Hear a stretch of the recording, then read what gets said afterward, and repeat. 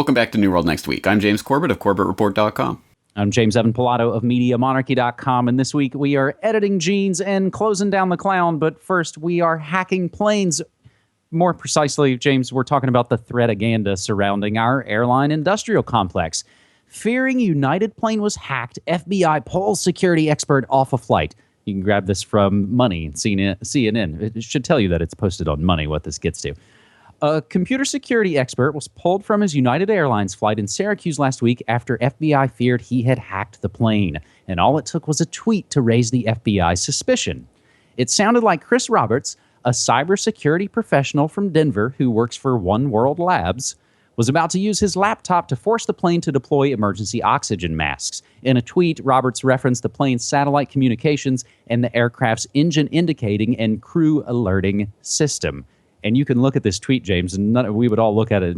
It's all gobbledygook to the layperson.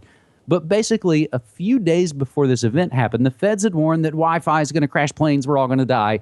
And then they arrest a guy who ostensibly works against this very thing happening. So first off, James, is this comparable to our question last week of what are they prepping for? Because there's a lot of people sneaking over the White House fence and the Secret Service driving around drunk kind of stories setting us up for disaster. I think you're quite right about that. There's definitely been that Secret Service, what are they doing meme that's been going around for a while now, which is very interesting. And then this one is especially interesting because we know that the technology to hack into planes has been around for quite a while now. We know that remote controllable and remote controlled commercial aircraft have been around for decades at the least. So they are just unleashing this on the public now. And why now? Why are they introducing this meme now? That's interesting. And for people who don't know about the history of this, I would suggest they go back to my video on how to steal an airplane, where I talked about the history of remote controlled aircraft, and then talking specifically about the Boeing 720 that was rigged up at Edwards Air Force Base in 1984 for a controlled impact demonstration, and the Boeing 727 that was used at Holloman Air Force Base in New Mexico to test out Raytheon's basically successful drone piloting of commercial aircraft back in 2001. In August of 2001, interestingly, which ties into the Raytheon employees that were on every single flight that morning, and the Raytheon employees, none of whom died in the office that day, etc., etc. So a fascinating story there that ties into, I think, a story that we covered on the New World Next Week at the time. I stand to be corrected, but insurgents hack U.S. drones in Afghanistan. I'm sure we've talked about that a few times. So we know that phenomenon has been happening for a while. And if you go back to episode 274 of my podcast, Crashes of Convenience, Michael Hastings, of course, you'll remember that Richard Clarke, the former national security advisor, was talking about, well, Hastings' car could have been hacked, and that could explain what happened to him. And of course, we had the program manager of DARPA, Dr. Kathleen Fisher, at the time, talking about hacking into cars. And so now the hacking cars meme is out there and people know about it. Now hacking planes is being introduced. So absolutely something is being prepped here. And again, it's not new technology. It's just technology that's finally being revealed to the public. So I guess some other questions that we don't even necessarily have to answer right here now about this. Was this just kind of a white hat whistleblower with a loose tweet?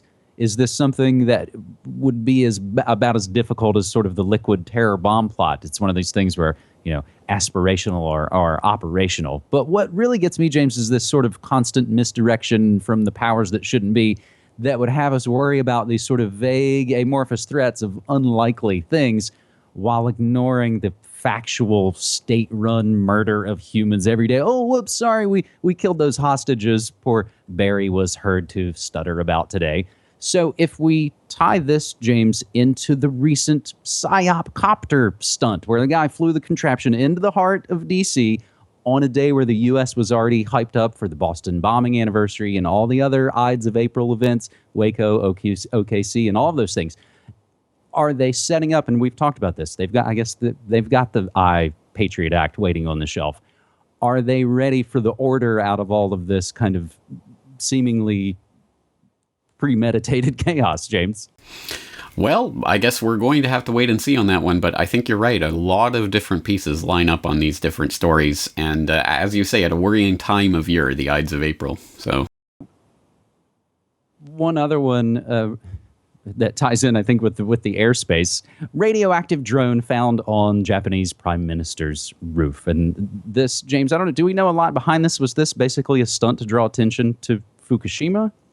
I haven't checked today if there's been any updates on this. As far as I know, they didn't know who was behind it at the time, but I imagine it'll be trackable and they'll find the person. I assume that this has something to do with some sort of protest about Fukushima, but I guess we'll have to see how this plays out. Again, it just shows the endless amount of stories that all kind of tie into the central kind of theme and meme of basically Skynet and drone death. So let's move to the editing of genes. Via the UK Independent, scientists successfully modify human embryos, allowing the editing of babies' genes. Chinese scientists have successfully edited the genes of human embryos for the first time, confirming rumors that secret genetic experiments had been happening in the country and prompting fears that the discovery could lead to a new kind of eugenics. The researchers were able to successfully modify a specific gene responsible for a potentially fatal blood disorder. But they say that problems encountered during the testing means that it's unlikely to be used more widely in the immediate future. So, James, this was not actually a big, wild success, and they actually called the study off. So, as in all the cases, you got to read the full story, and we will always provide the links to every source cited here so you out there can continue the open source research. But the team in this found that the complex used in the procedure was also acting on other parts of the genome, leading to other bits of it mutating. You see where this is going.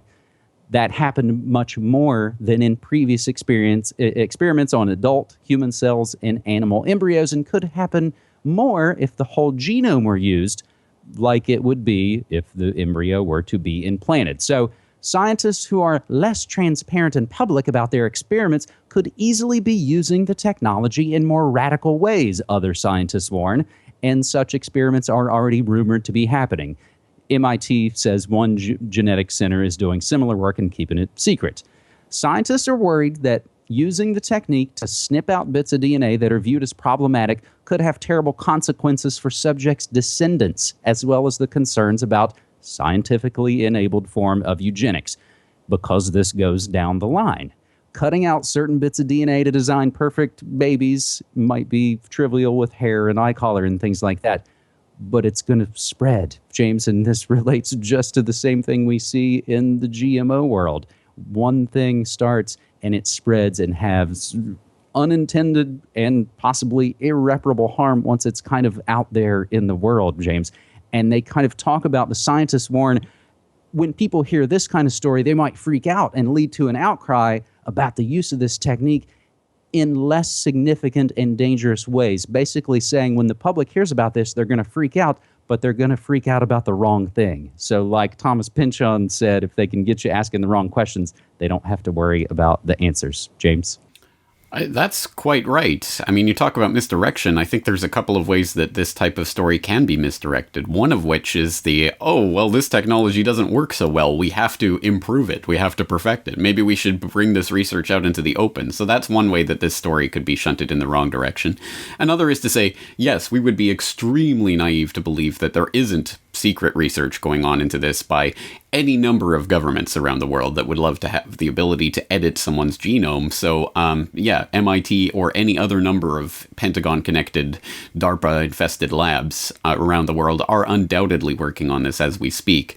So be careful what you wish for if you take the angle, if only they could improve this, if only they could make it actually happen, because obviously, I hope it's obvious that we don't want this technology to be used to implement an agenda that is not what they are saying it's going to be about. It's not going to be about getting rid of special, disorders or diseases or things. It's going to be used for the same thing that eugenics has been used for since its inception in the 19th century, which is trying to eliminate as much of us from the gene pool as possible so that the inbred, disgusting, elite elite, in quotation marks, can prosper and their progeny can prosper.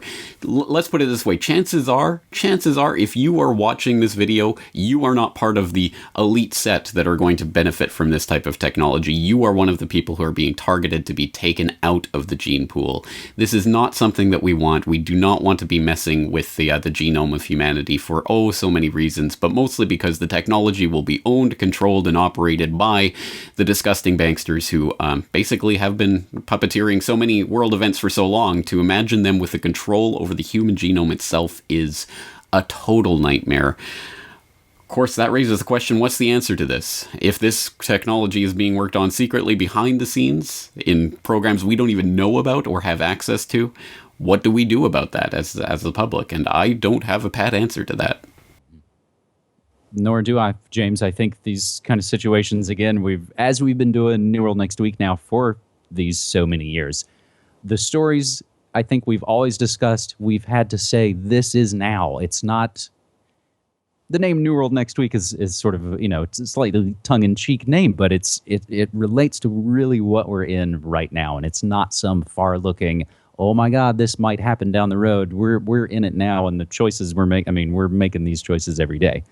So, James, I do have some breaking news here before our final segment, our good news segment. So I'm just getting word of a technological breakthrough. The Eric Holder firmware has been upgraded to the new and improved Loretta Lynch version 1 model. It should offer unparalleled left cover. So I should also mention that they just passed the CISPA bill, House passes cybersecurity bill, despite privacy protests. So now we do actually really need some good news. So how about peak British obesity? Fat is falling in the UK, but interestingly enough, James, it's actually still rising in the US. And this article was tweeted at us from Sam Biohazard, and it actually sources back to Zero Hedge. And it basically comes down to people are eating out less and eating healthier at home. And it's interesting to show the difference between the US and the UK, but I think we can see this trend bearing out in the latest news that McDonald's is closing hundreds of stores this year. So a note just about UK obesity, James, if you have one. About UK obesity in particular, well, I just think that this is obviously a good trend. Let's see it through to its conclusion, which is the elimination of the disgusting chemical crap that people are pumping into their bodies when they eat out at a lot of the restaurants. And let's not forget that it's not just the usual suspects that you might think of, just fatty, oily foods or whatever. It's all the chemical crap that's added into it, the high fructose corn syrup and things that are snuck into everything that you eat outside. So why not all of us, every single one of us, just commit to making at least 1 or 2 more home-cooked meals a week, just to start. Just keep getting your toe in that water and until you're actually preparing your own food for yourself, like people used to do.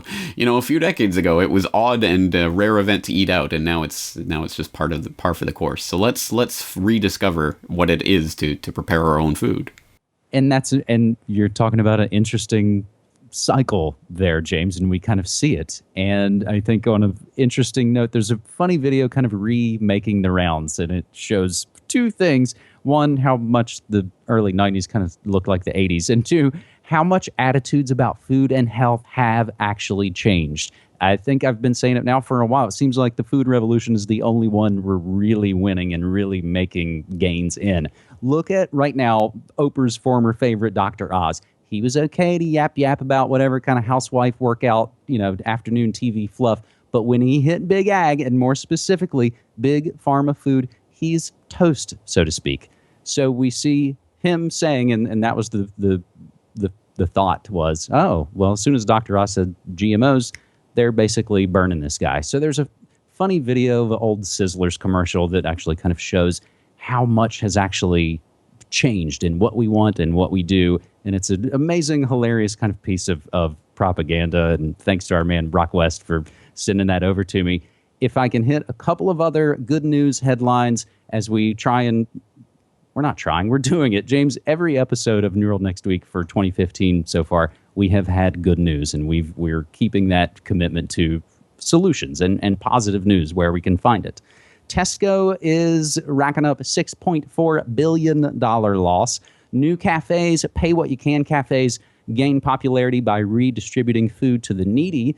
Funny photo. I think it speaks to last week's Hillary hoax as we talked about the campaign fakery. Cameron needs 3 teleprompters for a 10-minute speech in a restaurant.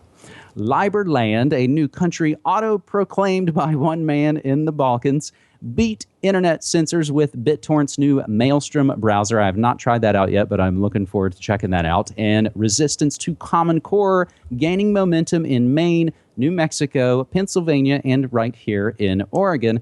And our last note, speaking of revolutionizing education and someone who's been such an important teacher to all of us, is John Taylor Gatto, and he needs our help. And the John Taylor Gatto Medical Fund.com has been set up. You've seen his work from Tragedy and Hope, and it's actually Richard and Lisa that have been doing so much work since John Taylor Gatto suffered a stroke a few years ago. So we've mentioned offering support to media, non-commercial, open source info like New World Next Week in the past. And I leave this episode, James, by imploring folks to donate to the John Taylor Gatto Medical Fund. Absolutely, 100%. Please, if you don't know about this, please look into the John Taylor Gatto Medical Fund.com. We'll put the link, obviously, in the show notes. For people who don't know, shortly after he recorded the Ultimate History Lesson with Richard Grove and the Tragedy and Hope crew, he did suffer a very big stroke that left him in a bedridden condition for a long time. And so he had all sorts of medical bills and costs and things to take care of. And now his wife is in the hospital. So they're in need of some financial support. We never ask for people to donate to causes here on the program, but this one is an exception because I don't know about you, but John Taylor Gatto has really changed my life and really affected me in so many ways with the incredible work that he's done over the years, the decades, bringing truth and light and information to the education space and what education can be rather than indoctrination. If he has provided a similar service to you in your life, please at least look into this, follow the link, read about it, consider making a donation. I wouldn't say this if I hadn't donated myself. So please, let's help come together on things like this. If someone touches your life, maybe you can help make it a better place, a better day for them as well by helping to spread the love. Well said, James. Just in closing this episode 226 of New World Next Week, we'll implore folks out there to keep using hashtag New World Next Week to keep us all up to date. James. Absolutely. Well, let's do it again next week, and hopefully it'll be a new, better world next week. Thank you again for your time, James. Thanks, man.